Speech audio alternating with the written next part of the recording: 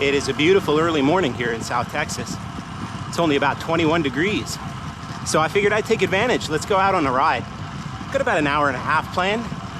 No real intervals, just zone 2. I've got breath in my lungs. I'm out on the bike. Let's get it.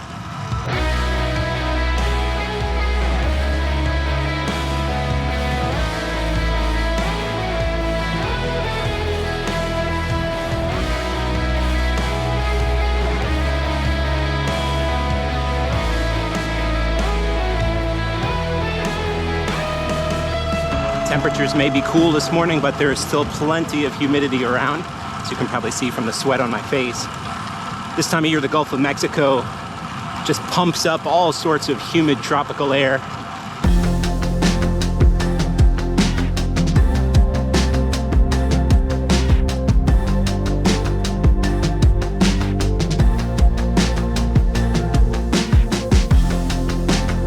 And when summertime like this rolls around again with the humidity, I go back to training with gloves. I typically don't train with gloves the spring or the fall. In the winter, yeah, when it's cold, but just another place to wipe the sweat. Pretty helpful.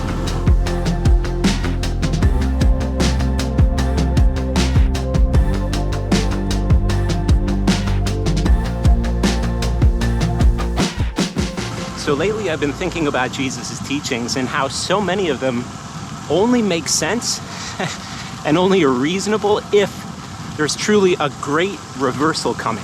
That one day the humble will be exalted, the wicked will be brought low, and the last will be first, and the first will be last. His teachings don't really make sense if that day isn't coming.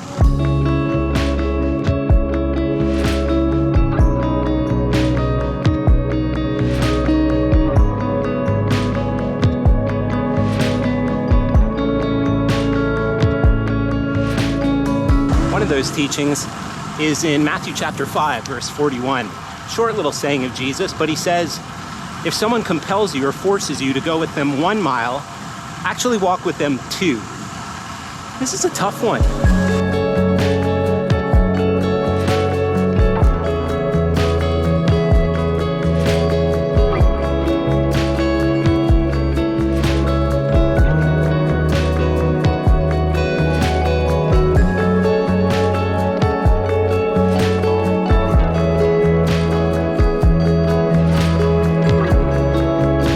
Put this one back in its first century context. So Rome was the ruling power over the world at that time and over the Jewish people. And at any time, a Roman soldier could tell a citizen, tell anyone to say, hey, come with me. You're going to help me build a road. You're going to help me do something. And under threat of harm, they'd be forced to actually go with them. So what Jesus is saying is, okay, so a Roman soldier forces you to go with them 1 mile, actually go above and beyond. Go with them 2. Think about how the average Westerner would respond to something like that. We'd go, no, this is government overreach. That's injustice. How dare they inconvenience me like that? My rights.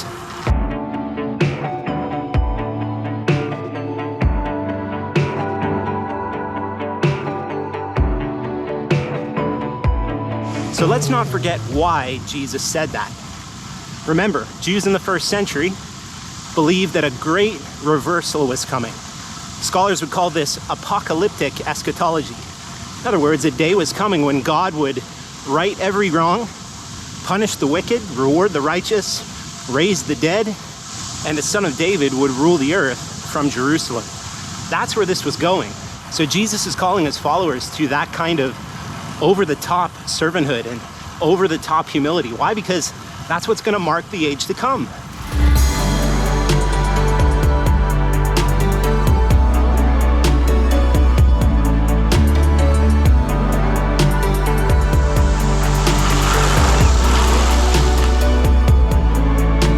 This is so hard for us Westerners to hear because everything in our culture today tells us to live for now, to live for this age. That it's now that we find our comfort and our peace and our joy and our satisfaction and our rest. And while modern Christian theology talks a lot about peace and joy that Jesus gives, it's often not kept within its first century context and not connected with the age to come, which is super tragic.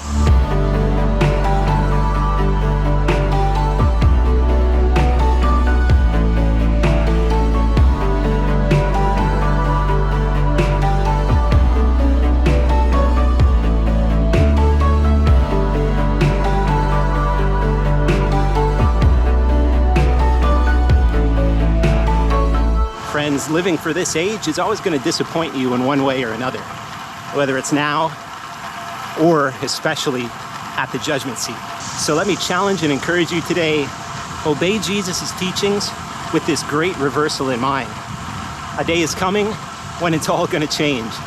So we can give up our rights, we can give up our time, we can give up our money in this age, because the death and resurrection of Jesus confirms that the day is coming when everything will change.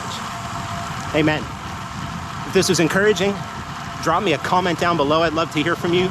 Like and subscribe, and I'll see you all in the next one.